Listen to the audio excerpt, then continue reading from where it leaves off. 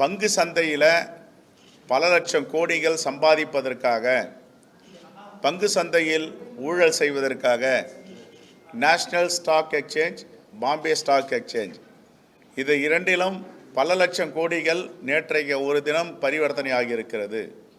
10,000 புள்ளிகளுக்கு மேல் சென்செக்ஸ் சென்றிருக்கிறது. இதனுடைய அடிப்படை காரணம் என்னவென்றால், இன்று காலையில் ஏறக்குறைய 7,500 சென்சஸ் கீழே இறங்கியிருக்கிறது. நேற்றைக்கு பங்குகளை ஆட்சி அமைப்பார்கள் என்ற செய்தியை மீடியா மூலமாக, கருத்து திணிப்பு மூலமாக இந்திய தேச மக்களுக்கு கொடுத்துவிட்டு, எல்லோரும் ஒரு ஸ்டேபிள் கவர்மெண்ட் வரப்போகிறது, 3வது முறை மோடி வருவார் என்ற தாக்கத்தை ஏற்படுத்தி, பிம்பத்தை ஏற்படுத்தி, பங்கு சந்தையை ஆர்டிஃபிஷியல் இன்க்ரீஸ் என்று சொல்லுவார்கள், இயற்கையாக இல்லாமல் செயற்கையாக ஏற்றி அவர்களே அந்த பங்குகளை வாங்கி மாலையிலே விற்றிருக்கிறார்கள்.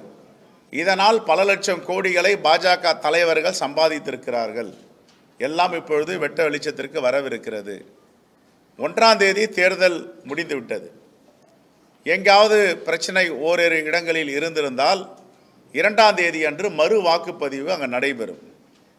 3ஆம் தேதி தேர்தல் முடிவுகளுக்காக வாக்குகள் எண்ணப்பட வேண்டும். எதற்காக 3ஆம் தேதி எண்ணாமல் 4ஆம் தேதி இவர்கள் தேர்தல் முடிவுகளை அறிவிப்போம் என்று தேர்தல் ஆணையத்தின் மூலமாக இந்த தேதியை முடிவு செய்தார்கள் என்றால், 3ஆம் தேதி பங்கு சந்தையில் ஊழல் செய்வதற்காக செய்திருக்கிறார்கள். நாங்கள் தான் முதலில் இதை சொல்லியிருக்கிறோம். இது இன்னும் போக போக எல்லோரும் பேசுவார்கள், இது வெளிச்சத்திற்கு வரும். எத்தனை லட்சம் கோடிகள் பண பரிவர்த்தனை தேசிய பங்கு சந்தையிலும் மும்பை பங்கு சந்தையிலும் பரிவர்த்தனை ஏற்பட்டிருக்கிறது. இதனால் நட்டமடைந்தவர்கள் யார், லாபம் அடைந்தவர்கள் யார் என்ற விசாரணையை செய்ய வேண்டும். காங்கிரஸ் பேரியக்கம் எப்பவுமே உண்மையை தான் பேசும். மக்களுக்கான பேரியக்கம் காங்கிரஸ் பேரியக்கம். பாஜக அப்படி கிடையாது. உண்மையை பேச தெரியாத ஒரு கட்சி, உண்மையை பேச தெரியாத தலைவர்கள் தான் பாஜகவில் இருக்காங்க. என்ன வேணாலும் பேசுவாங்க, முன்னுக்கு பின் முரணாக பேசுவாங்க, உண்மை பேச தெரியாது, திருச்சி பேசுவாங்க, சண்டை போடுவாங்க மீடியா கிட்ட, நாகரிகம் இல்லாமல் இருப்பாங்க. அதனால் அவங்க என்ன வேணாலும் பேசுவாங்க. அவங்க சொன்னது எதுவும் நடக்காதுன்னு நாங்கள் ஆரம்பத்தில் சொல்லிகிட்டு இருக்கோம். இப்போ எல்லா இடத்துலையும் அவர்கள் எந்த அளவிற்கு பின்னடைவு ஏற்பட்டிருக்கு. ஒரு தேசத்தில் 10 ஆண்டுகள் பிரதமராக இருந்தவர், மோடி என்ற பிம்பத்தை இந்தியா முழுவதும் RSSம் பிஜேபியும், இன்னும் சொல்லப்போனால் சில ஊடகவியலாளர்களும் தொழிலதிபர்களும் மோடி என்ற பிம்பம் பெரியது என்று ஆளாக்கினார்கள். ஆனால் 3 சுற்றுகளில் இந்த நாட்டில் பிரதமராக இருந்தவர் பின்னடைவை சென்றடைந்தார் என்றால் எவ்வளவு பெரிய மக்கள் நிராகரித்து இருக்கிறார்கள் என்பதை இது காட்டுகிறது.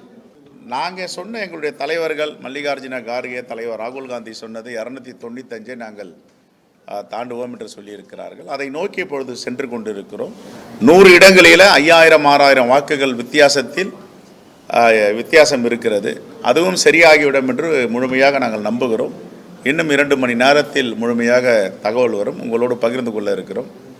இருந்த போதிலும் நம்முடைய தொலைக்காட்சி அனைவருக்கும், எங்களுக்கு காங்கிரஸ் பேரியக்கத்திற்கு, இந்தியா கூட்டணிக்கு ஆதரவு தெரிவித்தவர்களுக்கும், ஆதரவு தெரிவிக்காமல் எங்களை விமர்சனம் செய்தவர்களுக்கும் நாங்கள் மனமார்ந்த நன்றியை தெரிவித்துக் கொள்கிறோம். பாஜக ஓரிரு இடங்களில் இல்லைங்க, பாஜக இங்கே எத்தனை 1000 கோடிகளை தமிழ்நாட்டுக்குள்ளே கொண்டு வந்து செலவு பண்ணியிருக்காங்க. இப்போது மெடிடேஷன் தியானம் பண்ணார எத்தனை கோடிக்கு செலவாயிருக்குன்னு கேளுங்க.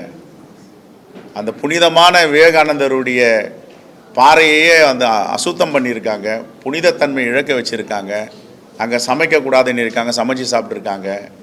அங்கே அறைகள் தனியாக அவருக்காக செய்யப்பட்டு இருக்கு.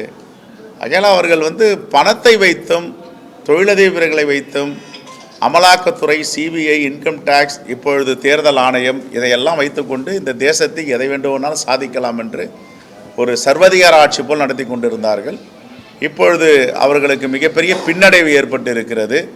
பிரதமரே தோற்கின்ற நிலைக்கு இப்போ 50,000 வாக்குகள் வித்தியாசம் தான் இருக்கார். ஆனால் காங்கிரஸ் பேரியக்கத்தில் ஒரு சாதாரண தொண்டர் நிறுத்தியிருக்கோம், அவங்க 1,50,000 வாக்குகள் மேலே இப்போ லீடிங்கில் இருக்காங்க. அப்போ காங்கிரஸ் பேரியக்கத்தை சார்ந்த ஒரு தொண்டர் 1,50,000 வாக்குகள் மேலே வெற்றி பெற இருக்கிறார். ஆனால் இவர் இன்னும் 50,000லேயே இருக்கார் மோடி. அதுக்கு மேலே அவரால் லீடிங்கில் போக முடியல. இதுதான் மக்களுடைய சக்தி. தேங்க்யூ.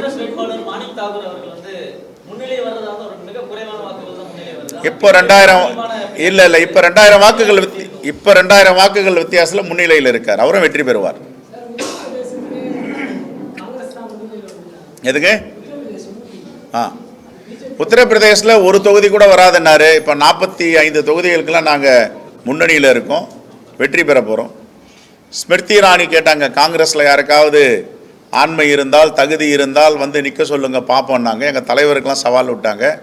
அங்கேயும் ஒரு சாதாரண தொண்டரை நிற்க வைத்து இப்போ லட்சக்கணக்கான வாக்குகள் வித்தியாசத்தில் காங்கிரஸ் பேரியக்கத்தை சார்ந்த ஒரு தொண்டர் முன்னணியில் இருக்கிறார். ஸ்மிருதி இரானி ஆணவத்தில் அகங்காரத்தில் பேசியவர் இப்பொழுது அங்கே மண்ணை கவி கொண்டிருக்கிறார், தோல்வி அடைய போகிறார்.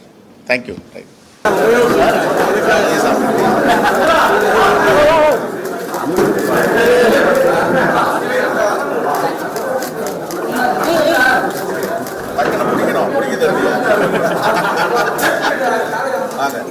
பின்னாடி